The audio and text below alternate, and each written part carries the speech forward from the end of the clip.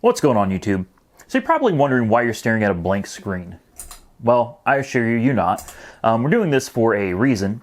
And below we have, to the left, my Galaxy S8 on T-Mobile, and on the right, my Galaxy S7 from Verizon. And we are going to do a head-to-head network comparison test.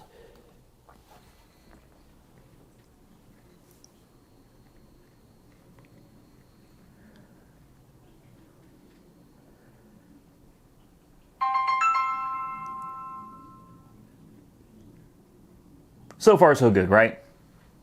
Now, I'm sure this will vary depending on what market you're in, but in my particular market, there is a significant difference between Verizon's network and T-Mobile's network.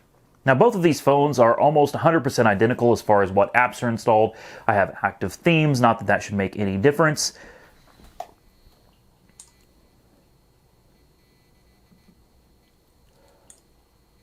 Make sure they're both loaded up here.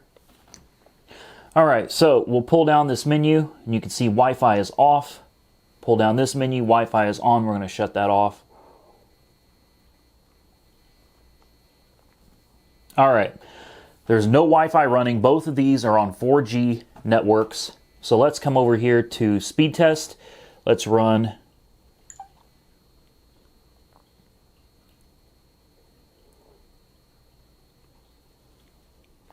speed test, get a head-to-head comparison here.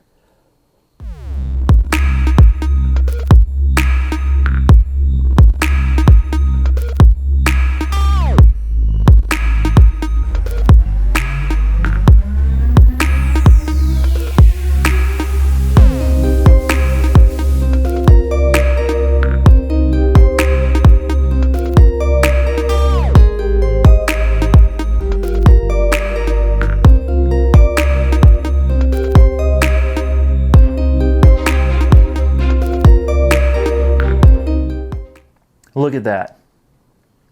Now, I know what you're wondering. Maybe I'm in the sticks, out in the middle of nowhere. That makes sense, right? Well, I'm not. I'm in Oklahoma City. It's a decent-sized market, and T-Mobile blows Verizon Wireless. Isn't that funny? My Verizon Wireless has an advertisement for T-Mobile. That's great. That's funny right there. So you're looking at a 18.25 megabits down and 28.65 megabits up. You're looking at 1.04 megabits down and 1.71 megabits up. Now this is the problem. This is the problem. All right, I do a lot of live streaming. I'm always getting dropped frames on my Verizon phone. And I couldn't figure out why. It's supposed to be the best network in the country, right? But I lose frames all the time on my Verizon phone. And when I did a speed test, used to be, they had reasonable speeds. So I assumed they still did. But when I ran speed test after speed test, I noticed sometimes I was as low as 0.6 megabits down and about 0.8 or 0.9 megabits up. How am I supposed to stream 1080 video at those speeds? Can't be done. So we'll do it one more time. And by the way, guys, it's 2 o'clock in the afternoon, so the networks are probably getting busy. You know, people are getting ready to get off work. People are playing on their phones. Typically, on my T-Mobile phone, that thing will go up to 60 and 80 megabits down and an easy 30 megabits up. Look at that, 39, almost 40 megabits down.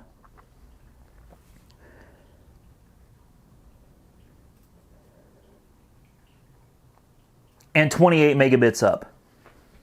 We'll run it one more time, just for one last comparison here. Now let me tell you what I think the problem is. You'll see the same results time after time after time here. And what I think the problem is T-Mobile was really taking the customer base away from Verizon. So Verizon had to, they had no choice but to push out an unlimited plan. Unfortunately, they didn't build their network to sustain the amount of subscribers that they have. T-Mobile, on the other hand, built the network first. They made sure the network was big enough and stable enough to support the subscriber base that they're going to have with an unlimited program. And the difference is crystal clear here every single time. Every time, without fail, at least in my market in Oklahoma City, this is what I get every time, without fail.